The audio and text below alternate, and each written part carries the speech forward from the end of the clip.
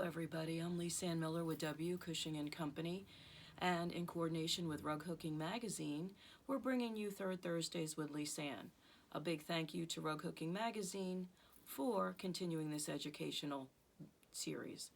Today, what we're going to do is we're going to talk about a little Christmas in July. Yes, it's hot, it's humid, it's going to be in the mid-90s. So we're going to talk a little Christmas in July, we're going to cool it off a bit, and we're going to talk about Celtic Christmas in July, or if you don't want Christmas, fall, winter. As you can see the table in front of me, we got lots of color plans.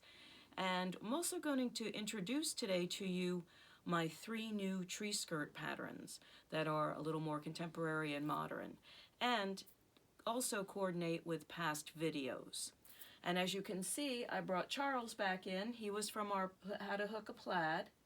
And from our Santa face, here comes Santa. So we're already getting cooler just with those 2 guys being here. But now, on to Celtics. This is a Celtic wreath. We have the Celtic tree, and we have a couple of Celtic wreaths. And these are our other Celtic patterns. This is a Celtic snowflake. Each one of these will come with a white piece of paper, so if you wanted to color in, you can color in to see how this is going to look. These are printed on our bleached linen. There will also be options to print on wool for those that like to Oxford punch. Then you don't have to do a background.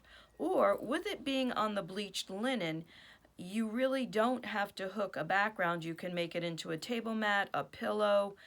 To me, this would make a nice ring bearer's pillow if you have a wedding coming up, all sorts of things. But let's get started on how to hook this. You look at this pattern and you decide that you're going to do it in 2 colors, and that's great, but you don't know what size to cut your wool. We're going to use our handy strip sizer, and I'm going to start with a channel, and I'm going to say, well, let me see what a 6 does. 6 is my comfort zone, so how many do I need? I have 1, I have 2, I have 3. Now, here's a hint. If you are going to use this and not hook the background, you have to make sure that the lines are covered. So I am going from line to line. If you want to outline in a traditional Celtic and not let the colors stand up from each other, then you could go and you hook your lines in a 5, and then 2 6s will fill it. And that's a good way to see how you would like to do it. Now, if you just want to fill the channel with a texture, that's easy. If I go here with my 8.5 on my line and my second 8.5, I know 2 8.5s are going to fill that channel, where an 8 leaves some where you can see the mark. Again, though, if you want to outline, you could outline it in a 6 or a 5 and fill in with 2 8s. And these are just ways to see what size cut works, how you would like to do it, if you want to do the outline, or if you don't. There's no right or wrong way. So once you decide, now you've got to decide your colors. Now this one is a little different. This one is a little smaller. So here you could do 1 8.5, 2 6s, and 3 5s, or 3 4s. Okay, so this one is a little smaller. They're not all the same.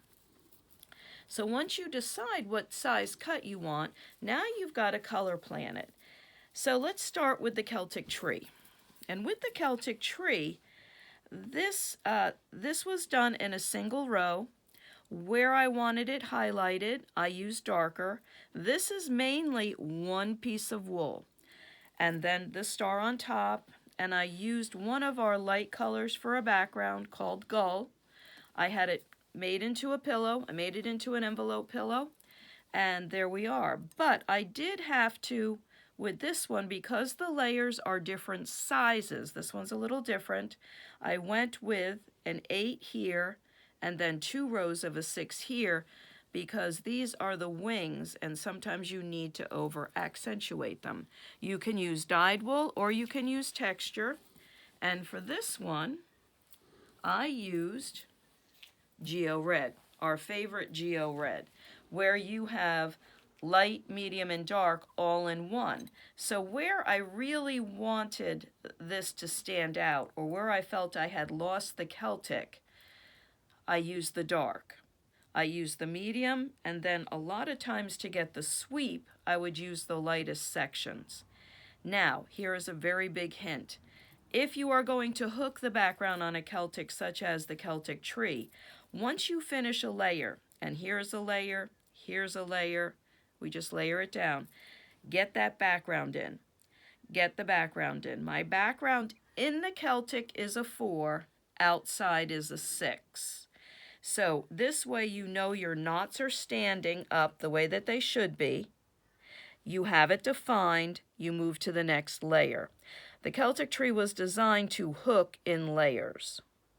Now I wanted this to come out very boldly, so I used an 8.5. And I could have done this in an 8.5 if I wanted it to be anchored. Back to our background discussions we've had a few times. I echoed a few rows out. I echoed. Didn't higgly-piggly, didn't puzzle piece. I echoed out to solidify the shape because it's only a single row. Then I went into puzzle pieces to finish it. I went out for a few rows. As you can see, I wanted to concrete the shape in, and then I went into puzzle pieces. So this is the Celtic Tree, and that is how you would break it down. You don't have to hook. I wanted it to be red and white. You can hook it in blue and white, and I'll go over different color combinations after we go over each of the patterns, and I'll tell you color combinations will apply to all of the Celtics, not just one. Now we have the velvets. You could hook it in a velvet. You could hook it in different layers. It could be one color. This could be red, green, red, green. You can hook it in yarns. There's a million different options. I know I say that a lot, but it's your color palette, what you would like to do. And I did finish this off with one row. I don't normally border a lot, but I felt that it needed to be, so when it was made into a pillow, it had a nice soft transition. So this is the Celtic Christmas tree. Now we're going to go and look at 2 of the Celtics that I've already hooked. And this is a Celtic Snowflake. This is the simple Celtic Snowflake. The simple Celtic Snowflake, again, we would use our strip sizer, 2 8.5s, or you can do 6s, you can outline. Very nice. If it's somebody's first Christmas, you can put the year in to 2021. You can just leave it as is, but make sure if you're not going to hook the background on this, or you can hook the background in here and then leave the rest blank. But make sure if you leave these sharp and leave enough room to show the Celtic. And this is a 2-color Celtic. So here is our Celtic wreath. Our Celtic wreath, it's the simple Celtic wreath. It's not a graduated Celtic wreath. This is how we started. Here is the wool that I started with. This is perfect plaid. And all I did was I cut the perfect plaid into stripes. So I'm letting the wool do the work. I have a greenish, tealish one, and I have an orange red. And I use that to create the wool. I use that to create the wrap in the wool.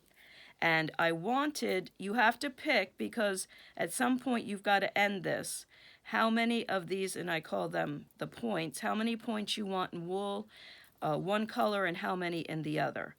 So what I did is I did separate it, I did hook it, so when I would hit an overlap, I started with the green teal, went to the orange, green teal, there. So you can see how we wrap around, so that it moves, it's not dead. So perfect plaid is what I used. I was going to use another wool, but then I decided to take one of the velvets. I used the gold velvet, and I hooked the gold velvet for the second one. Now, this is one of our big tools in our toolbox, direction of hooking. So I used my direction to here, I used this, and I came back. By changing up the texture into a velvet, it allowed you to see the direction of hooking, particularly here you can see it very well. I did it this way, and then I came into this way. The direction of hooking created the Celtic wrap. It also made a very nice appearance.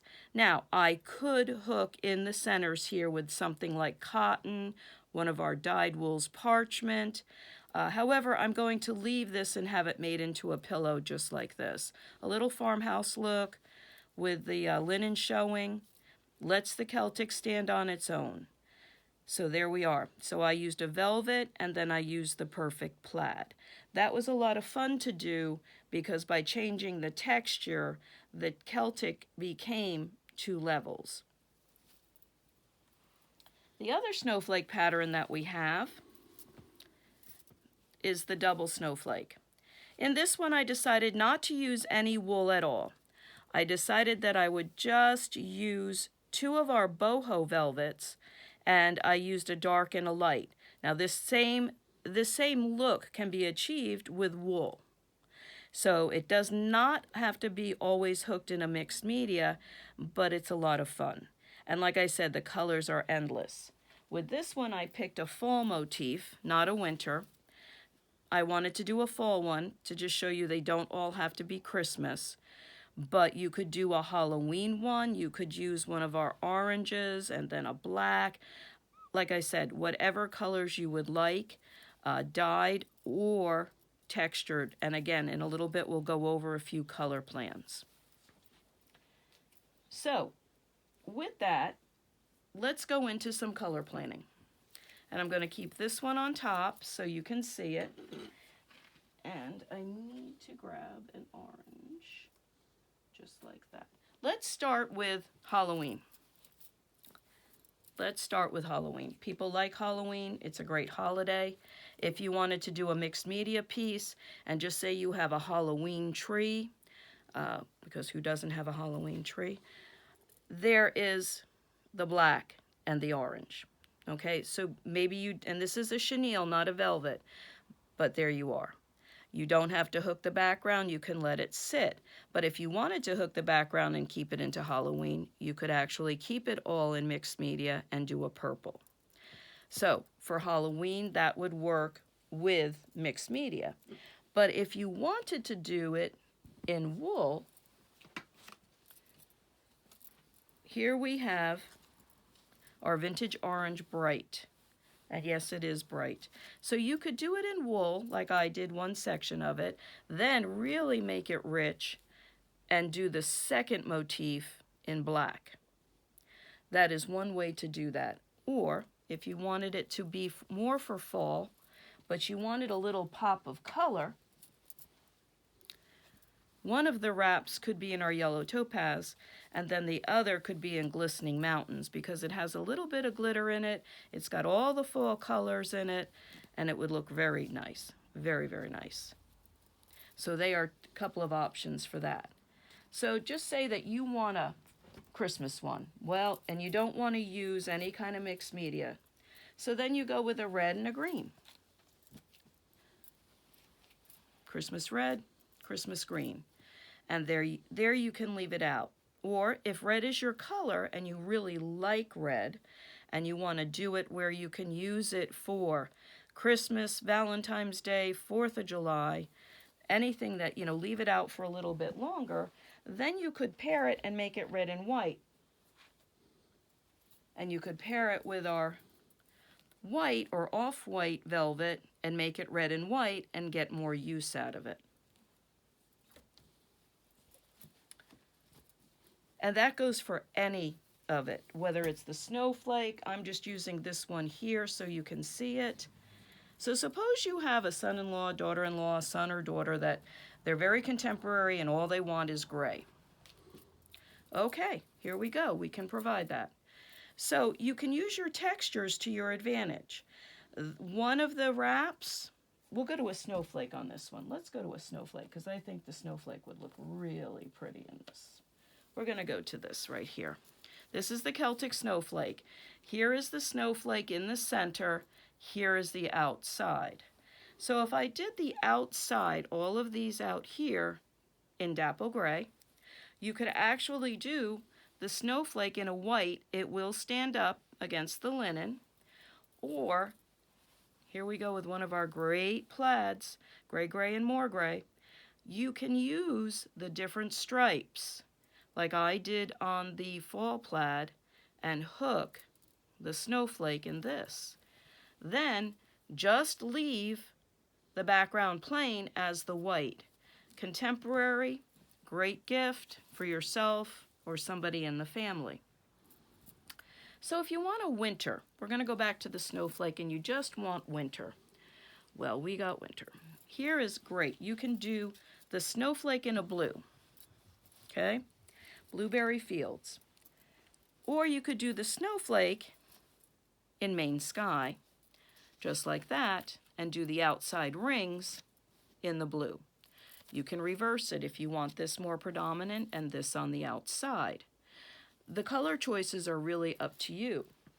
If you don't like this much white against the white linen, you can substitute it and put it in for frosty. Both work really, really well. Now, if you were going to hook this, or you can actually Oxford punch these as well. With a 14, it works great. The 14 Oxford punch works great. And if you want to punch it on wool and you want options for wool, there will be options up on the website. But with this one in particular, you see you have these diamonds. You have the snowflake, you have the outside, then you have the diamonds inside. You may want to hook this whole one where you would use this into the diamonds in here, this as your snowflake, and this as your outside. There's enough of a difference. Or add in a texture to create a very nice look for the snowflake. But you see the diamonds in here would be beautiful in a color, but then you do not have to continue it outside and make it into a pillow. So if you like a Victorian look, you like your burgundies, you know who you are, you love your burgundies, you love your rose colors, a color combination for you could be cranberry stripe, soft as petals, and then you can introduce one of our velvets if you need a third. And these three would make a beautiful Celtic. This could be a Celtic wrap with this, and this is the background, etc. But if you really like that look, here is a look for you that would really, really work nicely. Another color combination, here is green tea. And if I had not hooked the Celtic wreath in the velvet, I was going to use green tea for here to keep it in a nice fall look, a nice simple look, but still keep the background plain. So I would have hooked in here. It would not have had as much lift as the velvet does, but this would have been this is a great fall combo. So is this Gold Rush. So if you didn't want to do the velvet, it's not your thing, perfect plaid, Gold Rush, and if you want to hook the background, green tea would work perfectly. Let's talk about another fall wool that you can use in here, Mexican chili. And you can use that. I know that everybody has oranges in their stash, and a lot of times they don't know how to use the oranges to their best advantage. Well, a Celtic wreath is a great way to do it. So you have the three colors. Now, it would not work in this Celtic wreath, but it would work in this Celtic wreath. So what you would do is you start, and this is 1 8.5, and you decide, do you want each of these to be one color, just say the darker, this one here to be the lighter, and the fill-in to be this orange. So you have a choice. You could do these two, you could do this, you could do all three. You could graduate each color, and you decide where the break comes with the Celtic. So that's why we give you the black and white with the pattern, so that you can color it to see and see how you like to do it. So you would do it to here, and then you have another one here, would be a second color. So you have to go in and dissect one that is this complicated.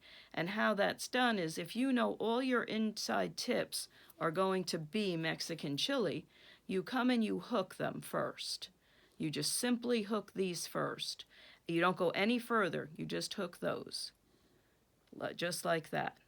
Then you know your outside tips are going to be this one right here, this lovely pumpkin plaid.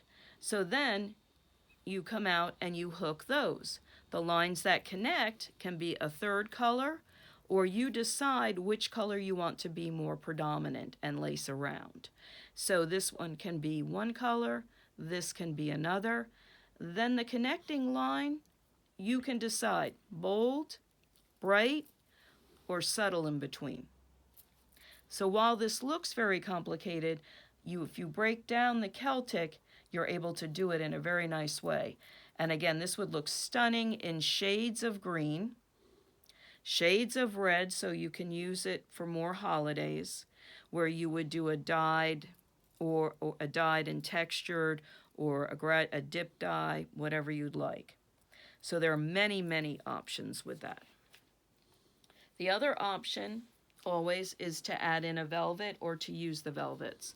The two velvets that I used for my snowflake are these two velvets. You could have used two greens. You could do a green and orange. You can do a Victorian color. You can go into this way with the Victorian colors. You can do a plum and gray. As you can see, we could name colors all day long. It's just what colors work for you, and to think a little bit outside and maybe put in some mixed media for some punch. These are not hard to hook. They hook very quickly, and they're a lot of fun. That's why they're great to start now and make your Christmas gifts. And as I've said, the color options are endless, absolutely endless. If you like a good neutral background or a light background that mimics the linen, then you could go with something like Softest Petals, Mother of Pearl, or Parchment in dyed wool. In textures, you can use Barnside Gray, you can use cotton. Cotton's always a good option. It's just a little bit yellower than the linen, but if I wanted to, I could come in here and hook the cotton. That's a great one to use. Or Ocean City, a nice neutral background. It's a little pop of blue that picks up this blue. Again, another nice neutral background. Or there's not a lot of backgrounds. You may have a nice neutral in your stash, which would be great to use. So these are our Christmas in July, our Christmas Celtics. Here is Barnside Gray. See, this does mimic the linen as well. So with your blues or your reds, if you wanted to hook the background, Barnside Gray would also be a good choice for a background.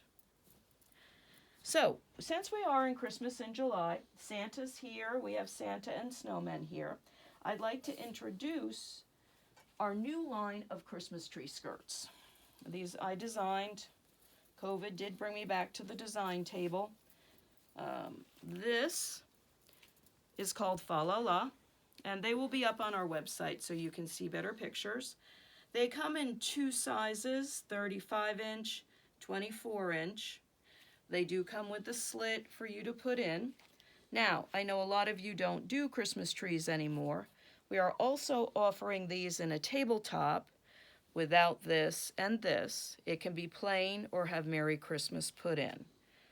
This is great to use if you want to go into mixed media, if you want to use your stash, you have cut noodles, this works great. And I'll show you what it looks like as I've started to hook it. And things are subject to be tweaked like my snowflake. But here we are. Here's the packages started. Background will go in. There'll be a holding line, a line here, and then more wool in here. But I am using mixed media with the wool. I'm using the metallics, the velvets, and then wool from my stash because nothing takes a lot up. So this will be, after this airs, we'll be posting this so you can see the progress. But this is Fa La La tree skirt. And that's the most ornate tree skirt that we have. This one is this seems to be a popular one amongst my students. And that is Simple Bounty. Simple Bounty, again, 24 or 35 inch. Your branches, your ornaments, you can make them look like shiny brights, make them look like ornaments on your tree. The 24 inches for pencil trees or a little smaller. The 35 inches for, of course, bigger trees. And we give you enough that if you wanted to go out a little more, you could. And then the last tree skirt is Woodland Bounty. Woodland Bounty is a tree skirt, again with the 3 candles. I love the 3 candles. Past, present, and future. And this is more of a winter tree skirt, or it can be, any of them can be table toppers. And when I designed this, I saw this being done in a woodland look with taupes and browns and berries, and then in blues and whites to do it that way. So they are 3 tree skirts. And now, since you're all here, we're going to give you a sneak peek into August's video. In the September-October insert for Rug Hooking Magazine, it will be our maple leaf. So our August 3rd Thursday series, I'm going to go over different options for the maple leaf and for the pattern that is inserted. It can be a simple square such as this, where you make it into a trivet or a little pillow, whatever you would like. But I'm also going to go into other options with using the pattern as the insert, making different patterns out of it, how to fill in the patterns, to trace the pattern, cut out the pattern, so some different ways. So we're going to get, in August, we're going to get ready for fall. Today we did Christmas, and Santa was out with Charles the Snowman.